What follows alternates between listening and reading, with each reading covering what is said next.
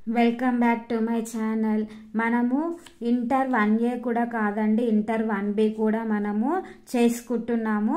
ఒక చాప్టర్ అది, ఒక చాప్టర్ ఇది కవర్ చేస్తూ వస్తున్నానండి. అందుకే కొంచెం గ్యాప్ వచ్చింది. ఫస్ట్ ఇంటర్ 1Aలో ఫంక్షన్స్ అనే టాపిక్ అయిపోయాక నేను ఇంటర్ 1Bలో లోకస్ అనే టాపిక్ని కవర్ చేశానండి. దాని తర్వాత మనకి సెకండ్ చాప్టర్ ఏముంది, ఈ మ్యాథమెటికల్ ఇండక్షన్ అండి. ఇది పేజ్ నెంబర్ 52లో ఉంటుంది. Exercise 2A. అందుకే కొంచెం గ్యాప్ వచ్చిందండి. ఎందుకు అంటే లోకస్ కూడా కవర్ చేస్తున్నాను, 1B కూడా కవర్ చేస్తూ వస్తున్నాను. First, using a mathematical induction prove that each of the following statement for all n belongs to n. అసలు మ్యాథమెటికల్ ఇండక్షన్స్ అంటే మనమి 3 పాయింట్స్ని ట్రూ చేస్తే మనకి కావాల్సిన మ్యాథమెటికల్ ఇండక్షన్ అనేది వస్తుందండి. ఆ 3 పాయింట్స్ ఏంటి అని అంటే n = 1 అనేది ట్రూ చేయాలి. అదేవిధంగా n = k, last n = k+1. ఈ 3 వాల్యూస్ని మనం ట్రూ అని చూపిస్తే ఈక్వేషన్ అనేది మనము కరెక్ట్ చేసిన వాళ్ళము, ఈక్వేషన్ అనేది సాల్వ్ అవుతుందండి. మ్యాథమెటికల్ ఇండక్షన్ అంటే ఈ 3 ప్రూవ్ చేస్తేనే మనకు కావాల్సిన ఆన్సర్ అనేది వస్తుంది. ఫస్ట్ ఎక్సర్సైజ్, ఇందులో ఉండేది ఒకటే ఎక్సర్సైజ్ అండి, 2A. Using a mathematical induction prove that each of the following statement for all n belongs to n. మనకి ఏమి ఇచ్చారండి, 1² + 2² + 3² and so on. n² = 10 × n + 1 + 2n + 1/6. ఇప్పుడు దీంట్లో మనము n = 1, n = k, n = k+1 ఈ మూడింటిని ట్రూ అని చూపిస్తే మనకు కావాల్సిన ఆన్సర్ అనేది వస్తుందండి. ఇప్పుడు మనం సొల్యూషన్ ఏంటి అని అంటే, let P of n be the given statement. ఏం రాసానంటే మనం ఇచ్చిన ఈ ఈక్వేషన్ని P of n అనేసి రాస్తున్నాం అంతే. P of n = 1² + 2² + 3² + and so on + n² = n × n + 1 2n + 1/6. ఏం చేసామండి, ఇచ్చిన ఈక్వేషన్ని మనం PFN అనుకున్నాం. P of n = ఈక్వేషన్ అనేది రాసుకున్నాం. ఇప్పుడు ఫస్ట్ ఏం చేస్తున్నాను అని అంటే, P of 1 అనేది ట్రూ అని చూపిస్తే మనకి ఒక ప్రాబ్లమ్ని సాల్వ్ చేసినట్టు. P of 1 అంటే ఏంటంటే మనము ఒకటే వాల్యూని తీసుకోవాలి, అంటే 1² ఇప్పుడు ఈ ఈక్వేషన్లో n = 1 కాబట్టి ఒకటే తీసుకోవాలండి. ఒకటే వాల్యూని తీసుకుంటే 1² అవుతుంది. ఇప్పుడు ఇది లెఫ్ట్ సైడ్ 1 ఉంది, అదే రైట్ సైడ్ని కూడా మనం 1 అని చూపిస్తే ట్రూ అయినట్టే కదండి. అందుకే ఇక్కడ n = 1 కాబట్టి ఇప్పుడు n ప్లస్లో 1 అనేది సబ్స్టిట్యూట్ చేస్తున్నాను, అంటే 1 × 1 + 1 + 2 × 1 + 1/6. దట్ ఇంప్లైస్ ఇప్పుడు 1 × 2నే కదండి, 1 + 1 అంటే 2. ఇప్పుడు ఇది 2 + 1 అంటే 3 /6. 2 3s 6 3 3 = ఎంత వచ్చిందండి మనకు. దేర్ఫోర్ P of 1 = ఎంత వచ్చింది, 1 = 1. అంటే ఇప్పుడు మనం P of 1 అనేది లెఫ్ట్ సైడ్ రైట్ సైడ్ 1 1 అనేది ఈక్వల్ అయింది కాబట్టి P of 1 ఏమవుతుందండి, true. Therefore P of 1 is true. ఎక్కడండి, ఫర్ n = 1 దగ్గరే కదండి ట్రూ అయింది. అందుకే P of 1 is a true for n = 1. Next ఏమంటున్నానంటే, assume that P of n is true for n = k. ఇప్పుడు P of 1 అయిపోయింది కదండి. ఇప్పుడు n = k. ఇప్పుడు ఇంతకుముందు P ప్లేస్లో 1 పెట్టాము, n ప్లస్లో 1 సబ్స్టిట్యూట్ చేసాము. ఇప్పుడు n ప్లస్లో k అనేది సబ్స్టిట్యూట్ చేస్తున్నాను. That implies P of k = that implies 1² + 2² + 3² + 1 and k². అదే కదండి, కే స్క్వేర్ ఈజ్ ఈక్వల్, ఇప్పుడు ఇక్కడ కే ఎన్ ఈజ్ ఈక్వల్ కే కదా, అంటే K into K plus 1 into 2k plus 1/6. ఇప్పుడు దీన్ని మనం ఏమనుకుంటున్నామండి, ఈక్వేషన్ నెంబర్ 1. ఇప్పుడు assume that P of N is equal K plus 1 అనుకున్నాం కదండి. ఇప్పుడు మనం ప్రూవ్ చేయాల్సింది ఏంటిది, కే ప్లస్ 1 అనేది కూడా ట్రూ అని చూపించాలి. అందుకే we have to show that given statement is true for n is equal k plus 1.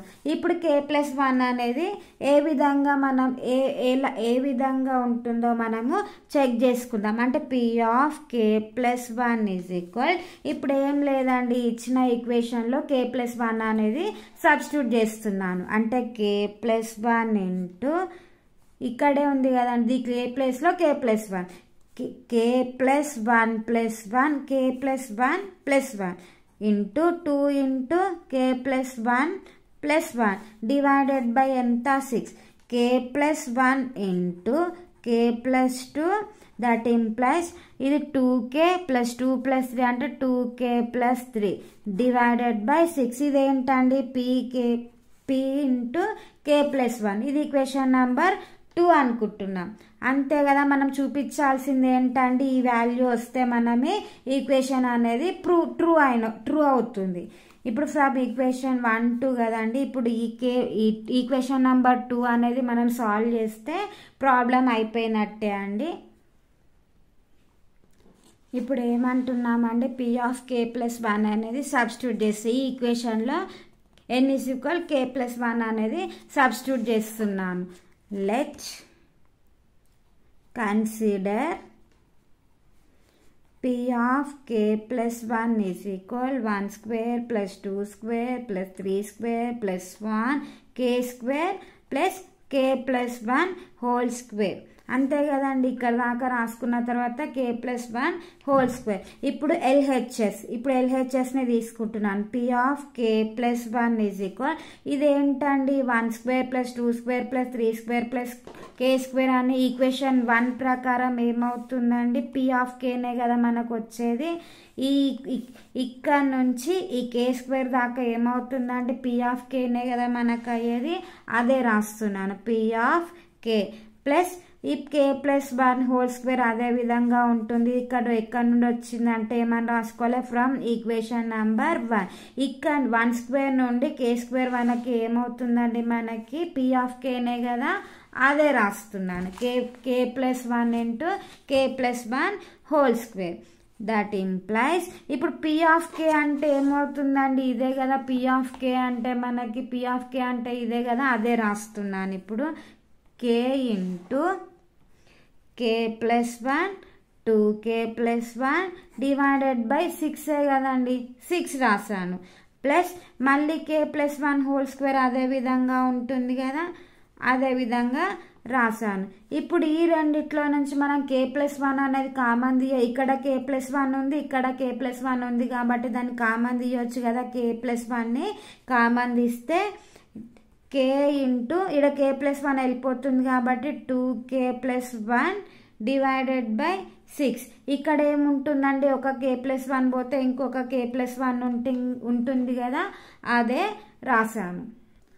దాని తర్వాత ఏమవుతుందండి, కామన్ తీసిన తర్వాత k ప్లస్ 1 ఇంటూ ఇప్పుడు ఆ 6 ఉంది కదండి, దాన్ని ఎల్సిఎం చేస్తున్నాను. 2k square plus k plus 6k plus 6 divided by 6 అవుతుంది. That implies k plus 1 into 2x square plus 7k plus 6 divided by 6. ఇప్పుడు దీన్ని మనం ఫ్యాక్టర్స్ కట్టొచ్చు కదండి. దీన్ని ఫ్యాక్టర్స్ కడితే ఏ విధంగా వస్తుంది, 2k square plus 7k plus 6. Factors అంటే మధ్యలో ఉన్న వాల్యూ ప్లస్ అవ్వాలి, చివరిలో ఉన్న వాల్యూ ఇంటూ అవ్వాలి కదా, ఆ విధంగా మనం ఫ్యాక్టర్స్ అనేది తీసుకోవాలి. 2k square plus 4k plus 3k plus 6 ఈ విధంగా రాసుకోవచ్చు కదా. ఇప్పుడు దీన్ని ఏమో 2k కామన్ తీస్తే k ప్లస్ 2 మిగులుతుంది, ఇందులో 2 కామన్ తీస్తే k ప్లస్ 2 మిగులుతుంది.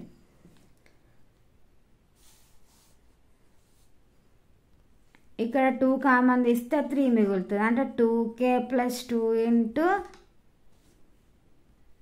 ఇక్కడ 3 అండి, 3 కామన్ తీస్తే ఇక్కడ k + 2 ఉంటుంది, 2k + 3 ఇంటూ k + 2. దీని యొక్క ఫ్యాక్టర్స్ ఏమవుతున్నాయండి, ఇది దట్ ఇంప్లైస్ k + 1 ఇంటూ దీని యొక్క ఫ్యాక్టర్స్ ఏమొచ్చాయి 2k + 3 into k + 2 divided by 6.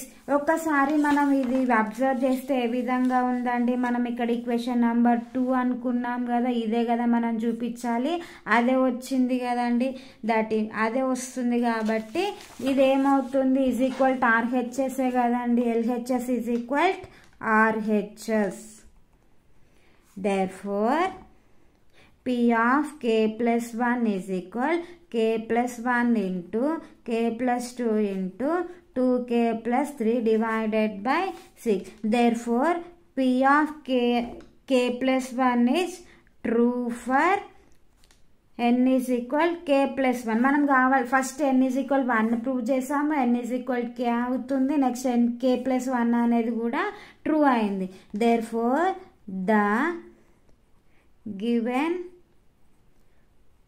statement P of n is true for all n belongs to n కదండి.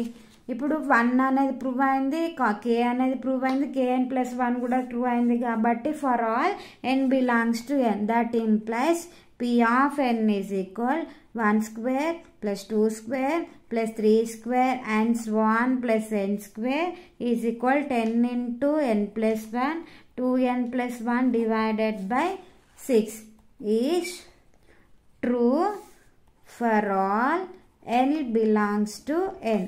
అర్థమైంది కదండి. మళ్ళీ ఒకసారి ప్రాబ్లం చెక్ చేసుకుందాము.